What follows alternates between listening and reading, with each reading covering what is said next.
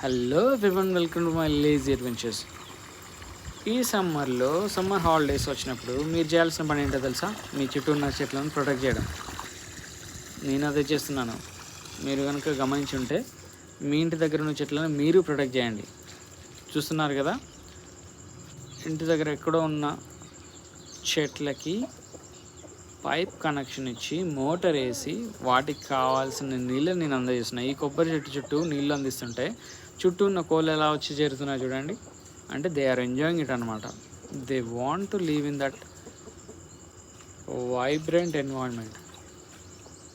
చూడండి ఎంత బాగా ఎంజాయ్ చేస్తున్నవి. కోడి పుంజు, కోడి పెట్ట వాటికి కావాల్సిన వాటర్ని తాగుతూ ఆ నీడలో సేద తీరుతున్నాయి.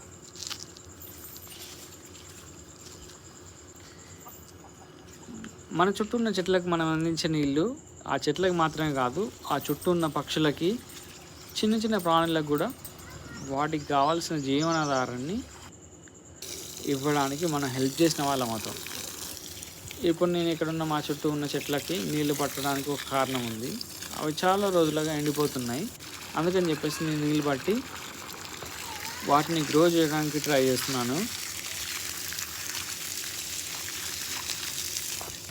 పాలకూర అండ్ వగేరా వేరే చెట్లు కూడా ఉన్నాయి అక్కడ. ముఖ్యంగా ఈ మామిడి చెట్టు, ఇది సపోటా చెట్టు, దాని పక్కనే బత్తాయి చెట్టు కూడా ఉంది. కానీ ఈ సపోటా చెట్టు చాలా ఫాస్ట్గా పెరుగుతుంది. దానికి కాయలు కూడా కాస్తున్నాయి. చూడండి, ఆల్రెడీ చిన్న చిన్న పిందెలు కూడా వచ్చాయి. అందుకని దానికి ఫస్ట్ వాటర్ పడుతున్నాను.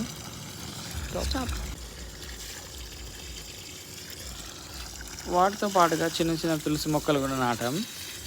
తులసి మొక్కలు చాలా ఇంపార్టెంట్. ఈ బత్తాయి చెట్టు కూడా నీళ్ళు పట్టాను, వాటర్ అయిపోయి లోపే.